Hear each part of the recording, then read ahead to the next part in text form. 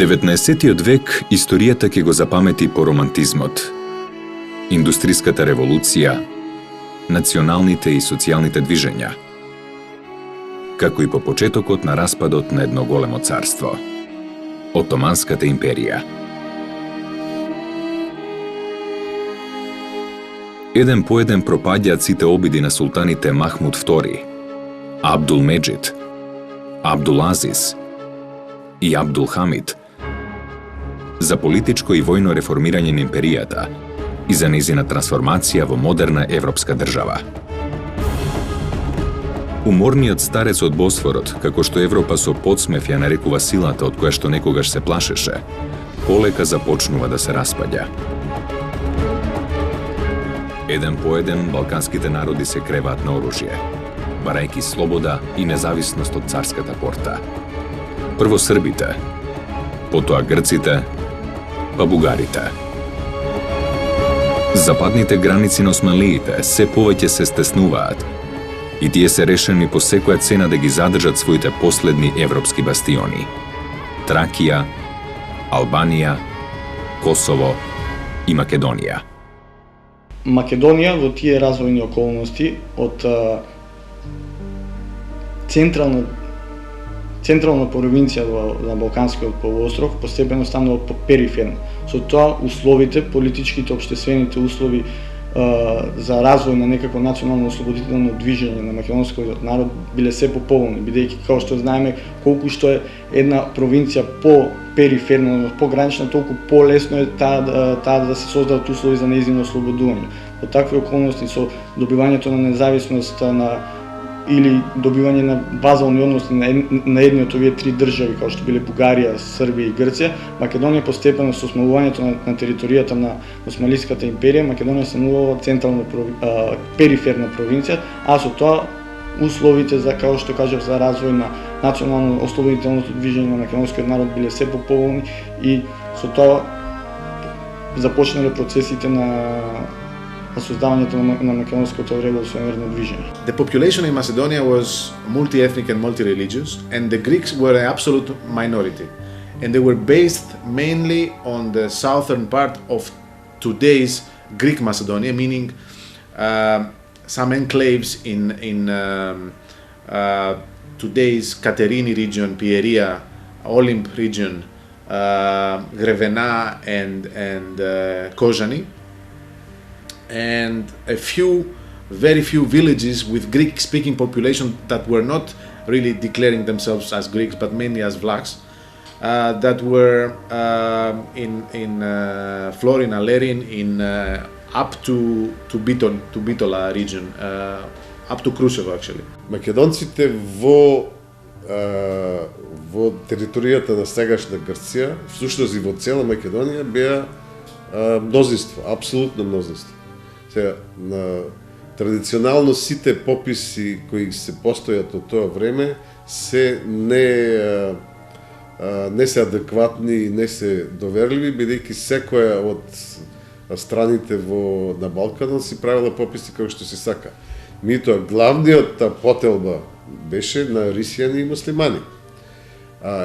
Исто интересно да се спомне дека и према странските информации и докази кои постојат до тоа време, се кажува дека грците живеат само во најјужните делови на географска Македонија и по брегот. Сето друго е македонско. Крајот на 19. век е период кога македонците ги започнуваат процесите за своја еманципација и за национално изградување. Зачестените барања на македонскиот народ за добивање национални права и слободи доведува до актуализирање на македонското прашање. Од друга страна, големодржавните претензии на новите балкански држави – Грција, Србија и Бугарија – ги представуваат македонците како дел од своето национално ткиво, а Македонија како своја историска територија.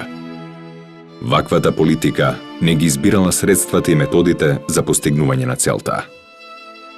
Во 1844 година се зачнуваат контурите на надворешната политика на новосоздадената грчка држава, зацртани под името Мегали идеја.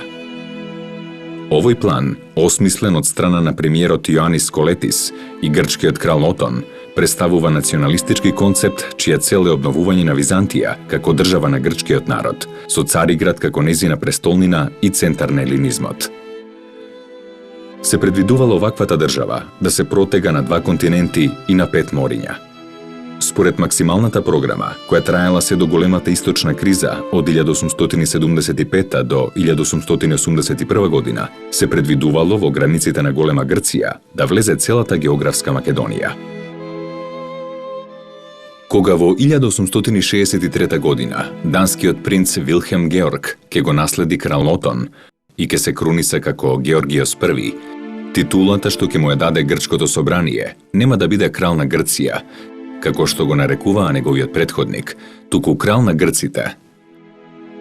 Оваа мала, навидум незабележлива игра на зборови, во себе крие сериозна политичка програма, дека Георгиос е крал на сите грци, без оглед дали живеат како мнозински народ на територијата на Грчкото кралство или пак како малцинство во Мала Азија, Тракија и во Македонија.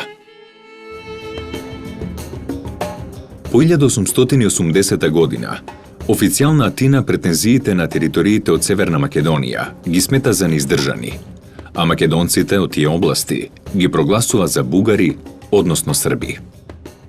Експанзионистичката програма, која од тој миг одредени грчки фактори ја сметале за пореална, предвидувала северната граница на идната држава да започне од Драч на запад, преку Охрид и Битола до Серес на исток, завршувајќи до Егејско море. Најголем дел од македонското население, што се нашло на териториите на вака проектираната грчка држава, било прогласено за грчко. За да бидат оправдани овие претензии, напомош биле повикани историските права на модерната грчка држава, која според толкувањето на Атинскиот универзитет и на целиот образовен систем, е наследничка на античка Грција, вклучувајќи ја тука и античка Македонија и на средновековна Византија. Покрај државните институции, најактивен промотор на оваа идеја е Цариградската патриаршија, која го промовира така наречениот елинизам во Македонија. There was a division between the Slavic, the Macedonian populations in Macedonia. Some of them remained loyal to the Patriarchate in Constantinople, in Istanbul. Some of them joined the Bulgarian Exarchate. So, based on this, the Greek state started slowly to claim the Macedonian-speaking people that were still loyal to Istanbul, to the Patriarchate, to claim them as Greeks. So the whole movement, the so-called movement for the liberation of Macedonia, started based on the idea that these people that were Macedonian-speaking but belonging to the Patriarchate were Greeks. So we as Greeks should try and liberate them. Започна да се говори дека таа голема идеја треба да доведе до обединување на грчките земји. Сега кога се говори грчки земји, се поставило прашањето кои се тие грчки земји.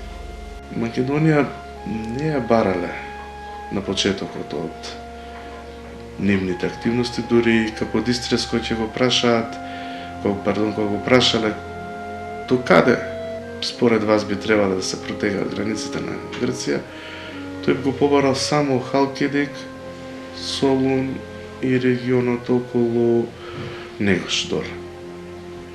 Со објаснување дека во средниот век, кога словените дошле и другите народи од север, Тесалија останала грчка, но Македонија била загубена.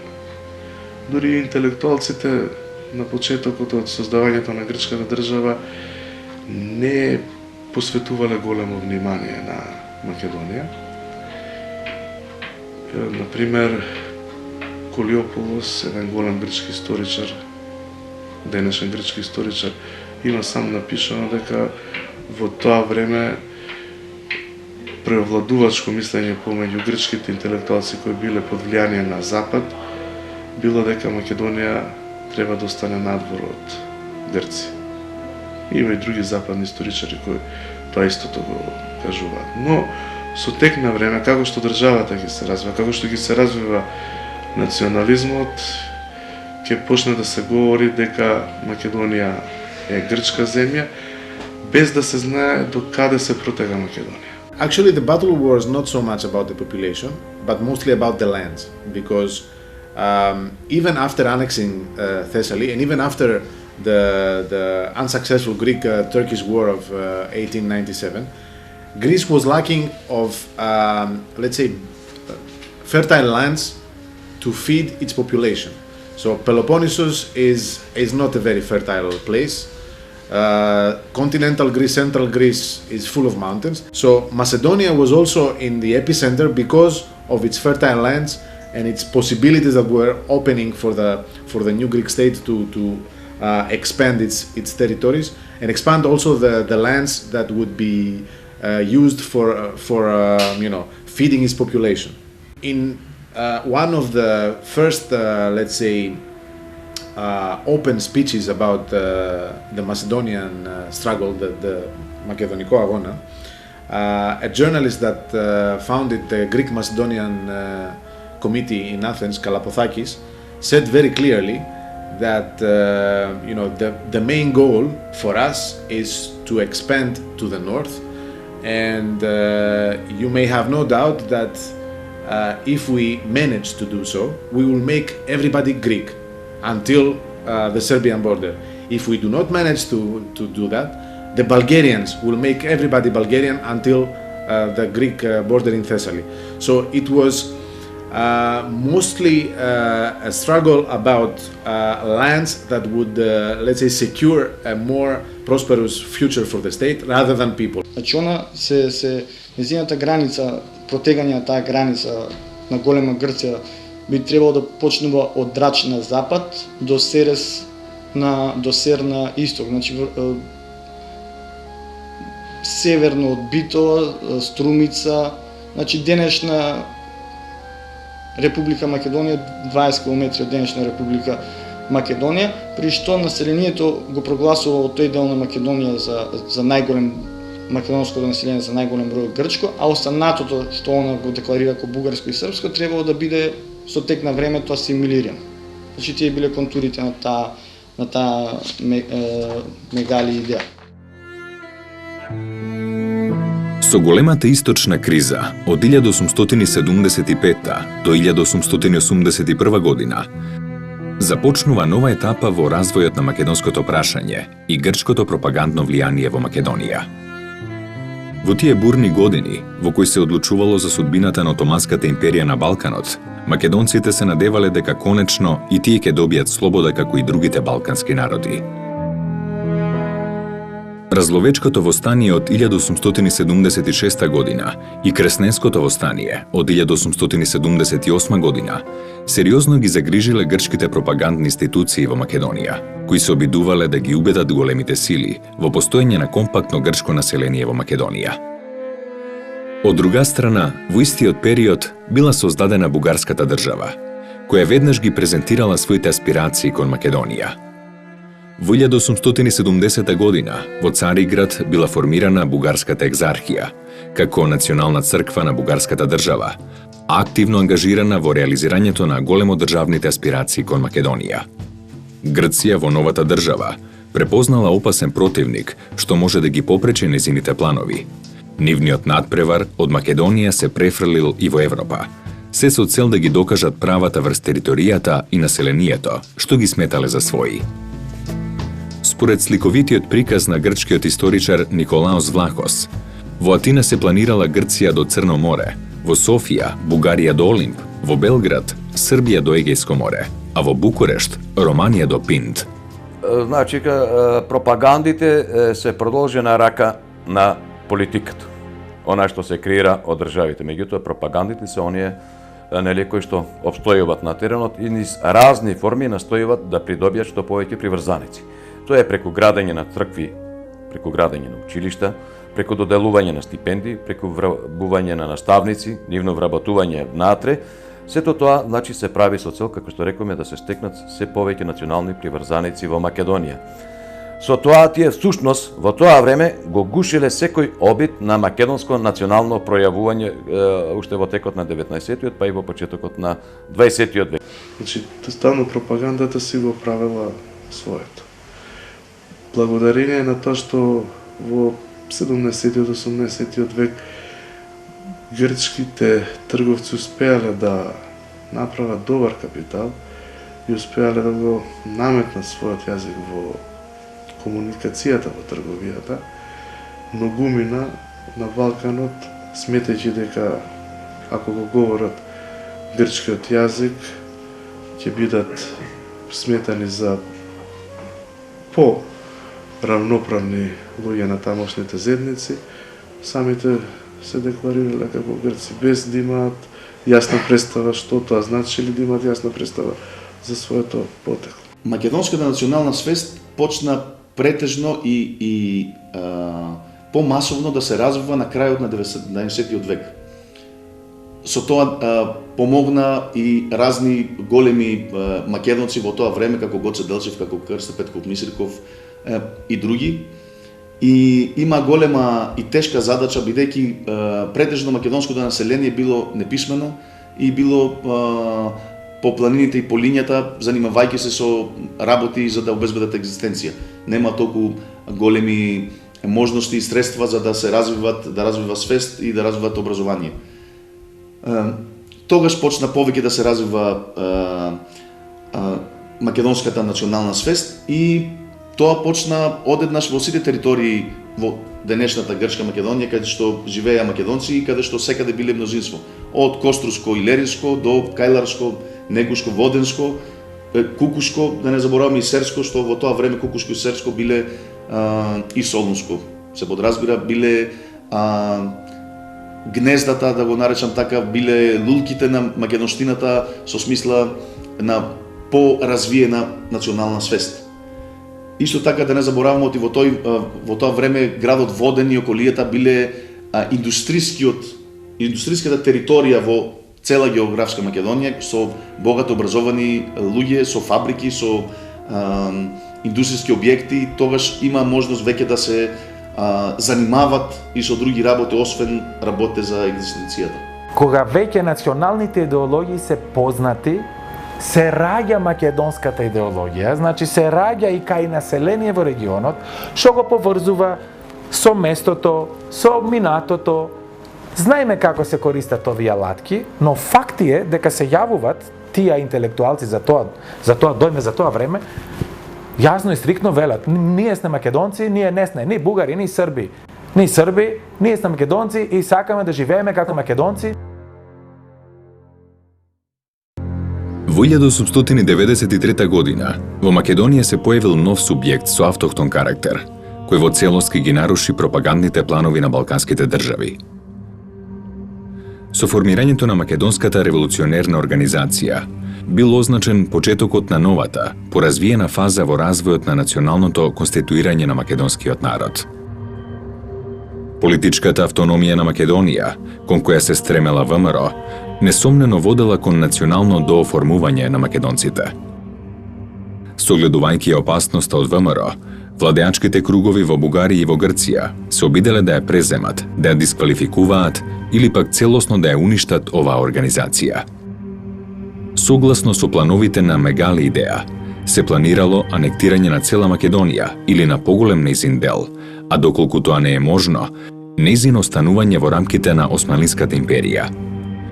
Секој оној што би попречил на оваа замисла, бил прогласуван за непријател на еленизмот, па така Грција ја прогласила организацијата за продолжена рака на бугарскиот двор во Македонија. Нашите луѓе морале сами да се организираат и се разбира нашле голема поддршка од страна на Бугарија, бидејќи Бугарија беше заинтересирана да го бугаризира македонско население. Много интересно едно интервју на Никола Карев, значи првиот председател на Шишевската република, даден во еден грчки вестник 1903 година, се вика вестникот Акрополис. Тоа е објавено од грчки извори, кои го прашуваат тој што го интервјуира го прашува: а што сте вие? Никола Карев зборува македонци. Па зошто тогаш што работувате со бугарите? Тој кажува: ние сме како човек кој се наоѓа во едно море и се дави. Ако види змија, ќе се фати за змијата. Значи, ако вие грците ни помогнете нас, ние ќе соработуваме со вас.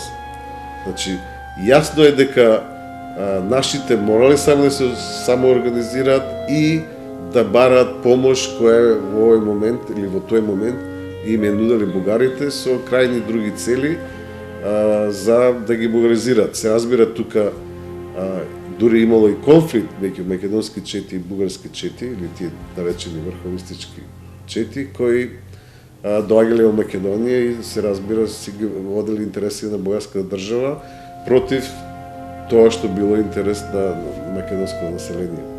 Основањето на ВМРО во 1893 година било од огромно значење за македонците во Егејскиот дел на Македонија. ВМРО како организација, покрај тоа што се борела против турската власт во Македонија, морала да води жестока борба и против навлегувањето на грчките андрски чети, кои што ја започнале таа нивна така наречена грчка-македонска борба. Всушност, ВМРО како организација представувала брана против навлегувањето на грцизмот во Егејскиот дел на Македонија. И токму поради тој факт може да се констатира дека од страна на македонците во Егејска Македонија организацијата била добро прифатена, подржувана и имала добро разгранета мрежа во сите делови на Егејскиот дел на Македонија, особено во неколку: во Костурско, Леринско, Воденско, Еничевардарско. Сите добро организирани села од страна на ВМРО воопшто не дозволиле навлегување на грчката вооружена пропаганда во овие села. Ако погледнеме сега, ако ја анализираме македонската револуционерна организација од друг аспект, ќе видиме дека таа прогласи еден своевиден суверенитет на територијата на Македонија, дури и самата со своите активности потоа истапуваше против сите други пројави кои што доаѓа од надвор, во смисла на уфрлени чети од Грција, од Бугарија или од Србија, обидувајќи се да ја заштити територијата на Македонија, сметајќи ја како сопствена територија. Во таа смисла, дури во Уставот од 1905 година е вградена една одредба во која што се вели дека внатрешната македонска револуционерна организација ќе се спротистави на сите обиди за поделба на Македонија од било која држава. Ако пак ја го анализираме действувањето на оваа организација на внатрешен план, ние ќе дојдеме до многу други интересни знанија, ќе видиме дека таа воспостави еден паралелен систем покрај османлиската власт во Македонија, со тоа што изгради сопствени вооружени чети, изгради сопствено судство. Понатаму се залагаше да го контролира културниот и духовниот живот на населението, вообичаено во балканската историографија, па и во светската, оние што се обидуваат да ја анализираат дејноста на оваа организација, едноставно ја сведуваат сета работа на нејзината политичка борба, дури ја идентификуваат и како терористичка организација. Меѓутоа, истите не навлегле подлабоко да видат што се работи оваа организација на теренот, така што ако се анализираат конгресните документи по Илинденското востание, видиме значи дека таа води една комплетна сметка за севкупниот јавен политички живот на населението, за економскиот живот, дури се залага за воведување на задолжително основно образование, за искоренување на некои суеверија од кај населението, за подигање на економската свест на населението, на еколошката свест, дури дотаму се оди со анализи, така што со право оваа организација некои аналитичари и во тој период, па и подоцна ја нарекуваат држава во држава, бидејќи таа буквално ги има сите тие институции, или пак, како што некој други ја нарекува, една подземна република. Своите аспирации Грција и Бугарија набргу ги представили по оружен пат. Користејќи ја македонската емиграција во Бугарија, официјална Софија го искористила формирањето на Врховниот македонски комитет, преку кој во 1895 година ја предизвикала четничката интервенција во Македонија, позната како Мелничко востание. Не задоцнило ниту кралството Грција. Во 1894 година била создадена војната организација Етники Етерија, која во пролета 1896 година испратила своји чети во Македонија. Истото ќе го стори во наредната, 1897 година, но и едната и другата акција завршиле неславно. Грција со мелничкото, така нареченото мелничко востание, ја забележала од политиката на Бугарија веќе за бојничко отцртување, односно преку 4 испраќања отцртување на териториите кои аспирира. Затоа Грција истрчала да испрати свој 4 во Македонија, се со цел тие 4 да стигнат до оние територии кои што биле предвидени со границите на Мегалиде. Па така со навлегувањето на грчките вооружени 1896 година стигнуваме баш имаме 4 грчки штети кои што стигнуваат до самото Мариово.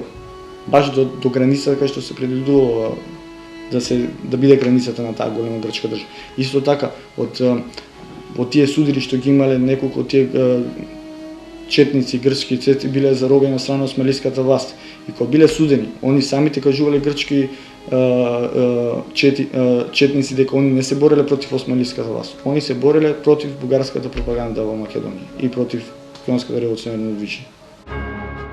По поразот на грчката војска во едномесечната грчко-турска војна од 1897 година, се случила пресвртница во политиката на официјална Атина кон македонското прашање.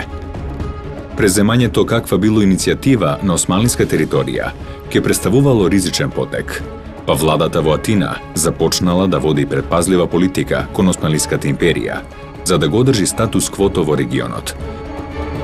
Политика што националистичките кругови ја прогласиле за предавство на елинизмот и на грчките интереси во Македонија. Информациите што пристигнувале од Македонија предизвикувале вознемиреност кај радикалните елементи во Грција. Подоцнежниот Андартин Наум Спанос во своите спомени го пренесува разговорот помеѓу него и еден член на ВМРО, одржан во Атина 1897 година. Капетане Наум, слободата да не ја очекуваме ниту од грците, ниту од бугарите. Само ние македонците да се бориме за нашата Македонија. Ваквиот исказ го вознемирил Спанос, кој јасно заклучува: македонците започнаа да се подготвуваат. Дури овде во Атина имаат комитет, како и во Романија, Србија и Бугарија. Ке се подготват сите и ке действуваат во Македонија. Со почетокот на 20. век, грчките пропагандни органи и Цариградската патриаршија започнуваат да сваќаат што всушност се случува во Македонија. Масовно прифаќање на идеите на ВМРО од сето македонско население, па дури од страна на македонците патриаршисти, кои грчката пропаганда ги сметала за свој народ во Македонија. Националистичките кругови во Грција спасот од ова го гледале единствено во започнување отворена војна против ВМРО, односно оружен отпор против четите на македонското револуционерно движење. Најактивен во реализирањето на овој план бил костурскиот митрополит Германос Каравангелис, кој затоа имал подкрепа од Јон Драгумис, секретар на грчкиот конзулат во Битола, како и од офицерите на распуштената етники Етерија и од неколку богати фамилии. Каравангели започнал да формира вооружени одреди од подкупено местно население, од падници од ВМРО, како и од локални разбойници. Ваквата активност првенците на ВМРО се обиделе да ја спречат со отворено обраќање до Каравангелис. Во едно писмо од 1903 година, Костурскиот комитет му се обратил со следните зборови: гледате ли дека цела Европа е со нас, дека секој трча да помогне и секој му помага со се што може на напатениот наш македонски народ, од далечниот Сибир и од туѓи националности се дава помош за поробениот македонец. И од сите страни на светот се слуша повикот да й се дадат правата на Македонија. Избувнувањето на Илинденското востание на 2 август 1903 година ќе предизвика нов пресврт во политиката на грчката држава кон македонското прашање. Грција, како и другите аспиранти врз територијата на Македонија, во тие историски моменти ја констатирала силата на ВМРО, како и решеноста на македонскиот народ за создавање сопствена држава. Масовното учество на македонците патриаршисти во востанието, обединети под паролата Македонија на македонците, ги демаскирало како лажни грчките тврдења за наводната грчка етничка припадност на ова население. Во писмото до Министерството за надворешни работи во Атина, грчкиот конзул од Битола, Константинос Кипреос, констатирал: целата земја му се приклучи на движењето, Востанатото население е убедено дека сега се бори за своето ослободување и ништо не може да ги запре нивните револуционерни убедувања. Веќе споменатиот Јон Драгумис во својот дневник забележал: поголем дел од македонците ќе се крене на востание. Што ги интересира нив елинизмот? Тие ниту Бугарија ја сакаат, ниту Грција. Тие ја бараат својата слобода. Таа ги привлече и ги фанатизира. Во своето писмо до Павлос Мелас, идниот водач на андартите во Македонија, Драгумис, ке напише: четите на комитетот се навлезени на секаде и не мисла да ги послушаат русите и големите сили што ги советуваат за мир. Дури сега работат поенергично од порано. Тие не сакаат да ја направат Македонија бугарска, туку сакаат автономна држава, Македонија на македонците. Избунувањето на Илинденското востание на 2 август 1903 година ќе предизвика и тогашен и понатамошен радикален пресврт на грчката политика кон македонското прашање. Како што рековме, сплотувањето на македонско население и силата на македонската револуционерна организација најдобро било констатирана за време на ова Илинденско востание. Грција и грчките владеачки кругови во тој период ја фатил еден вид на паника во тоа време. Се реагирало многу панично, бидејќи со самото востание се видело дека она само прогласено население од нивна страна, македонско патриаршиско население кој било прогласено за грчко, а со самото негово учество во востанието, они де факто станале без свој народ во Македонија, мнозински. Бидејќи македонските патриаршисти биле присуствено на нивната религиозна црковна припадност биле прогласени за грци, а со нивното учество во Илинденското востание под програмата и платформата Македонија и македонците за оставање една независна држава, они суштина се видело дека не припаѓаат на грчка идеја. Тука е малце познато дека дури Илинденското востание имало многу поширок одглас и резултат во Егејска Македонија отколку во Крушево. Крушево, да, имаме република, условно и Крушевска република, меѓутоа во Егејска Македонија имаме многу поголема ослободена територија. Тама 2 градчина, Невеска и Клисура беа ослободени и имаше навистина голем број на борци. Меѓутоа, имаме и многу настани тука и во текот на 1903 многу популарни војводи од овој регион на Македонија, како што е Апостол Петков, познат како Енидже Вардарско сонце, човек кој што и во поилинденскиот период многу пати, многу често доаѓал во конфликт со уфрлените андартски чети, кои што доаѓале директно од Грција, а во меѓувреме врбувале и дел од домашното патриаршиско население. Приказните за него на чудесен начин и се опишани дури и од еден странски трагач по возбудливи приказни, тој е американскиот новинар и публицист Алберт Сониксен. Ја опишал во една книга, тој намерно дошол да истражува и да преживува со македонските чети, да го види што е тоа што бараат тие луѓе. Понатаму од овој регион имаме уште многу други личности. Да речеме во Воден имаме многу силно движење, каде што раководи во почетниот период таму со Македонската револуционерна организација раководи Кирил Праличев, тој е син на Григор Праличев. Потоа го имаме Аргир Манасиев, го имаме Иван Карасулијата, имаме една плејада на личности кои што оставиле трага со својата активност таму и оставиле белег и во колективната свест на македонскиот народ. Потоа, ако отидеме на запад, уште во Костурско и во Леринско, дејноста на Васил Чикаларов и Пандо Кљашев, кои што во текот на 1903 година со здружените Костурски и Лерински чети успеа да ги ослободат градчињата Клисура и Невеска, тие во текот на востанието беа ослободени. Гледано од тој аспект, тој е интегрален дел на Македонија и тој е апсолутно вклучен во програмата на Македонската револуционерна организација. Анализирајќи ја новонастанатата ситуација, политичкиот врв во Грција одлучил дека е потребно итно дејствување, кое би ги чувало нивните интереси во Македонија. Една опција била присвојување на востанието и негово прикажување како грчко. Втората опција била неутралност, со која ризикувале губење на своето влијание меѓу патриаршиското население, а третата опција била неприфаќање на востанието и борба против него. последната опција преовладеала. Најлесен начин на спротивставување на востаниците била соработката меѓу грчките пропагандни институции и локалната османлиска власт во Македонија. Во текот на востанието, грчките конзуларни и црковни представници биле во постојан контакт со властите во битолскиот вилает, на кои им нудели информации за случувањата на теренот.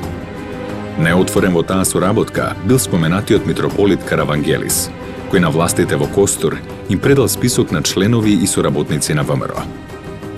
Во завршните операции за задушување на востанието, зел учество лично Каравангелис, како на пример во уништувањето на негрчкото училиште во Костур. Овој чин тој ќе го спомни и во своите мемуари, велејки: "Влего во гимназијата и растори все пред себе. Мебелот, приборот, клупите, средствата за учење, картите, библиотеките." Желбата на Каравангелис да биде погубен некој од раководителите на ВМРО конечно му се исполнила со убиството на Лазар Поптрајков. Тешко ранет во битката кај Чаништа, Мариовско, Поптрајков се засолнил во родната Костурска околија. За помош се обратил кај некогашниот пријател Коте, одметнат член на организацијата, кој веќе неколку години работел за грчката пропаганда. Наградата од 50 лири била доволен мотив за Поптрајков да биде убиен по наредба на Коте, а неговата глава да биде испратена во Костур кај нарачателот на убиството, кој веројатно е препратил до османлиските власти. Германос Каравангелис, костурскиот митрополит, бил еден од главните духовни водачи на грчкото андарско движење.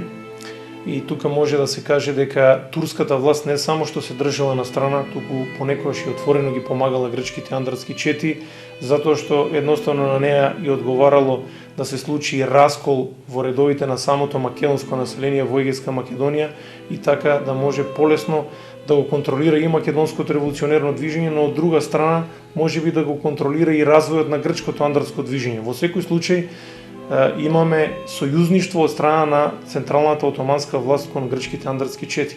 Најголемиот протагонист до Илинденското востание кој се залогал за формирање на грчки чети бил самиот Германос Каравангелис.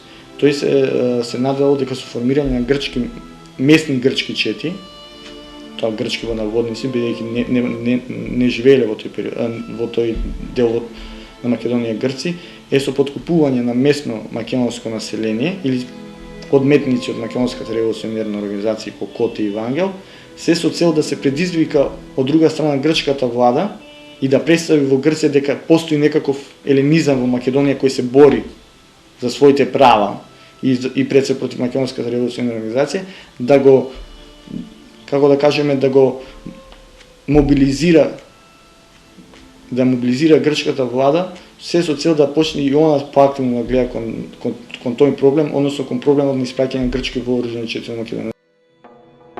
По несреќниот крај на востанието биле направени анализи од најкомпетентните грчки национални фактори. Анализите покажале дека преку црквата и образованието не е можно да се асимилира македонското население, па се дошло до заклучок дека е потребно да се употребат други поефикасни средства. Новата стратегија започнала да се применува пред се во самата Грција, каде што започнало регрутирање на сите оние што биле спремни да се борат за грчките позиции во Македонија. Кулминацијата била достигната со војното интервенирање на грчката држава против ВМРО, односно со периодот што во грчката историја е познат како Македонска борба и што траел од 1904 до 1908 година. Грчката македонска борба имала геноциден карактер. Неа ја водела грчката држава со грчко оружје, пари и наемници, на територија населена претежно со негрчко, македонско население. Целта на овие чети не биле местните османлиски власти, туку целта била со помош на оружјето од македонците да се создадат Грци. За оваа борба официјално застанал Грчкиот македонски комитет, формиран во Атина во мај 1904 година. Според неговиот устав, целта на комитетот била одбрана на елинизмот во Македонија, Тракија, Епир и Албанија, како и враќање во редовите на патриаршијата, на оние села и поединци што се приклучиле кон екзархијата. Владата во Атина екипирала вооружени групи, во најголем дел составени од крикјани, за набрго да ги испрати во Македонија под раководство на офицери на грчката армија. Првите чети се појавиле во летото 1904 година на територијата од порано подготвена од страна на Каравангелис, југозападна Македонија. Овие андартски чети набргу стапуваат во отворени судири со вооружените сили на ВМРО, при што загинале цела плејада видни македонски револуционери. Една од непознатите акции од овој тип се борбите што четата на војводата Апостол Петков Терзиев ги водела против андартските сили во Енидже-Вардарското блато, област што представувала значајна комитска база. Не можејќи самостојно да ја потиснат комитската чета, андартите побарале помош од османлискиот аскер, пошто четата на војводата Апостол била принудена да се повлече кон планината Пајак. Тоа е тој период од 1904 до 1908 година, кога по поразот на Македонската револуционерна организација во Илинденското востание останува еден бришан простор, затоа што четите биле веќе заслабени. Тогаш доаѓаат до навлегување на чети од Грција, кои што биле обучувани и командувани од грчки офицери, но имало и локални луѓе кои што учествувале во тие чети. Доаѓа до жестоки судири, до жестоки пресметки, до многу несакани ситуации, колежи. There were mostly people that were recruited from prisons. They were told that if they go to Macedonia, kill, burn, rape, they will be free after that. And not only free, but they will be eligible to stay in the new lands and make a family and get some land there. So they had a big motive to do so. Ако до тој период, до 1903 имаме индивидуални обиди, како што биле на Каравангелис, Драгумис или Мелас, веќе грчката држава застанува начело на браникот на таа борба против Македонската револуционерна организација, односно целокупната организација на македонската борба е презема во своји раце, како од финансирање, како од екипирање на андартските чети, како до испраќање, односно каналите на преместување, значи целокупната македонска борба во наводници ја презема во своји раце грчката влада. The public in Athens, even today, do not have a full idea what happened back then in Macedonia. You can imagine back then, the Greek populations in the liberated area, so-called, they had absolutely no idea. They thought that these Andartes, that these bandits that were going in Macedonia, were going to liberate brother Greeks that were suffering under the Ottoman rule and under the Bulgarian, because the official terminology of the Greek state towards the Macedonians was Bulgarians, and under the Bulgarian oppression and the Bulgarian Komitet. So they thought, the only thing they knew is that they had a vision that there in Macedonia, solid Greek populations were residing, were living. Which was far from the truth, of course. Εμείς μέχρι το 1903 και το Ήλιντεν δεν είχαμε καθόλου ένοπλη δράση εκεί. Συνεχώς κατέφθαναν στην Αθήνα Έλληνες Μακεδόνες από πολλά χωριά, ειδικά από τη Δυτική Μακεδονία, περιοχή Φλόρινα, Πρέσπες, Καστοριά, και έλεγαν για τα βουλγαρικά εγκλήματα. Το 1903 πλέον αποφασίζεται από την ελληνική κυβέρνηση και φεύγουν ένοπλα σώματα κατά βάση στην Ελληνική Μακεδονία, όχι στη σημερινή Φύρομ, γιατί εκεί υπήρχε σλαβική πλειοψηφία, το αναγνωρίζουμε αυτό. Στην Ελληνική Μακεδονία, τα οποία άρχισαν να κάνουν αντίπεινα, και το λέω, ο πόλεμος είναι πόλεμος, έχει σκληρά αντίπεινα, και όπου μπαίνουν βουλγαρικά κομιτάτα και σκότωναν Έλληνες ιερείς κατά βάση ή Έλληνες δασκάλους, και εμείς μετά κάναμε το ίδιο. Το λέω με λύπη μου, αλλά ο πόλεμος είναι πόλεμος και εμείς για να σταματήσουμε τη βουλγαρική τρομοκρατία έπρεπε να κάνουμε το ίδιο πράγμα. Μπαίνουμε δηλαδή σε χωριά εξαρχικά ή βουλγαρικά που τα λέμε και κάναμε αντίπεινα. Може да се каже и де факто и де јуре дека тоа е еден вид на вооружен судир помеѓу четите на ВМРО од една страна и грчките андартски чети. Долг временски период се водела таа борба. Од основањето на организацијата, но особено жестоки биле судирањата на четите на ВМРО со грчките андартски чети таму некаде по периодот на Илинденското востание. Голем број на македонски села и настрадале токму како резултат на оваа грчка, така наречена грчка македонска борба. Затоа слободно може да се констатира дека внатрешната македонска револуционерна организација одиграла историска улога против посегањето на грацизмот во егејскиот дел на Македонија. Односот на андартите кон локалното население бил понижувачки. Сметајки ги македонците за варвари, тие честопати ги малтретирале физички и психички, прибегнувајќи кон закани, терор и убиства. Се до оној момент кога заплашените македонски селани, поединечно или групно, ќе се самопрогласеле за грци. Најбруталниот пример за овие злосторства се случил на 13 ноември 1904 година, кога во леринското село Зеленич влегла група од 36 стандарти на чело со нивниот водач Георгиос Катехакис Рувас. Додека во селото се одвивала свадбата на внуката на селскиот поп, тие влегле во куќата на невестата и без никакво предупредување започнале да пукаат во свадбарите. Биле убиени 11, а ранети 4 луѓе. Едно уште полошо крвопролевање се одиграло на 25 март 1905 година, националниот празник на грците, кога 200 вооружени андарти под команда на Георгиос Цонтос Вардас влегле во селото Загоричани. Зверствата траеле 3 часа, проследени со убивање, грабеж и опожарување. Тој ден биле ликвидирани 80 луѓе, биле запалени повеќе од 10 куќи и бил заклан голем број добиток. Со вакви акции била опфатена целата територија на Јужна и на Централна Македонија. Територии што според Мегали идејата биле предвидени за приклучување кон грчката држава.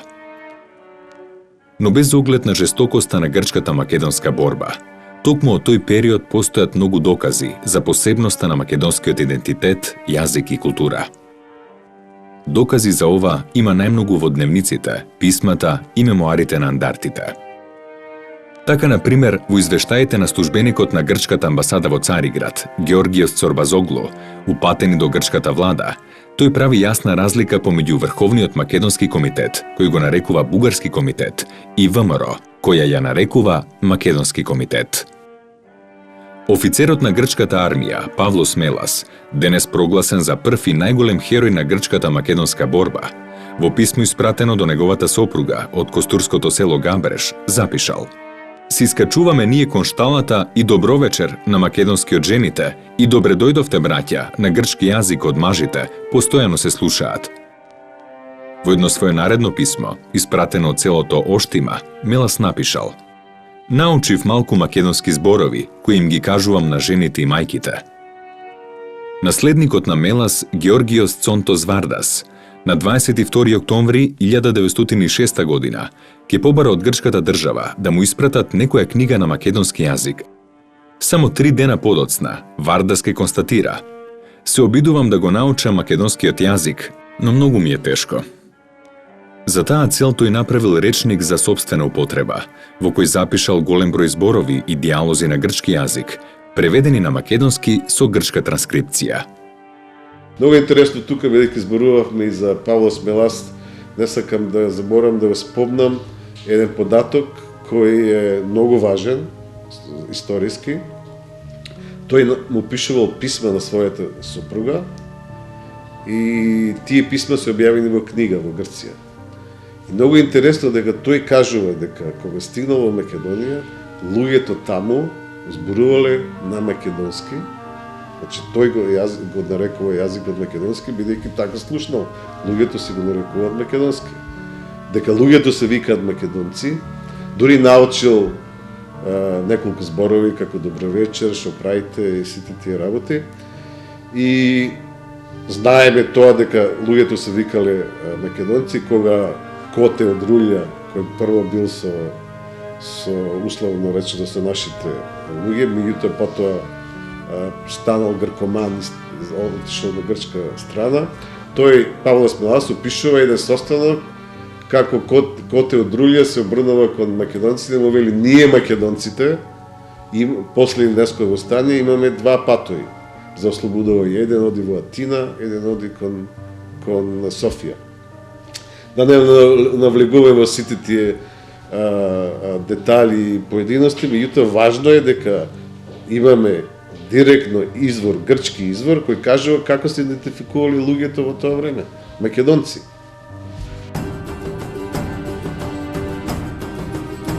Привидниот крај на македонската борба доаѓа со почетокот на младотурската револуција. На 3 јули 1908 година, младиот офицер Ахмет Нијази Бек ги поведува своите војници во отворен бунт против султанската деспотија.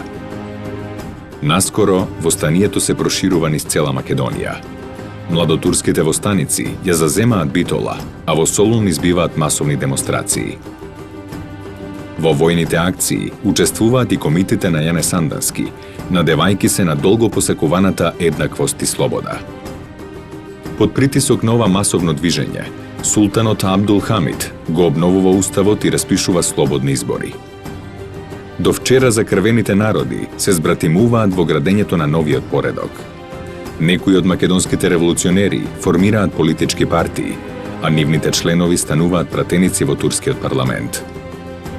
Андартските чети се расформираат и нивните кадри ја напуштаат Македонија, а на нивно место се отвораат грчки политички здруженија и клубови.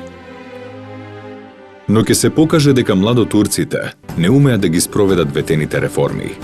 Ги задржале постојните феудални институции, донеле закони против вооружени чети и политички партии, ги забраниле работничките штрајкови, а на местото на стариот султан дошол неговиот наследник Мехмед Пети. Со пропаѓањето на оваа можност за модернизација на Отоманската империја како модерна заедница на народи, наскоро ќе пропадне и самата империја. Во годините што следуваат, наместо автономија за Македонија, ќе следува нејзина трагична поделба. Со Балканските војни ќе се оствари најцрното предвидување на војводата Сандански. Тие што ќе дојдат да не ослободат, всушност доаѓаат да не поробат.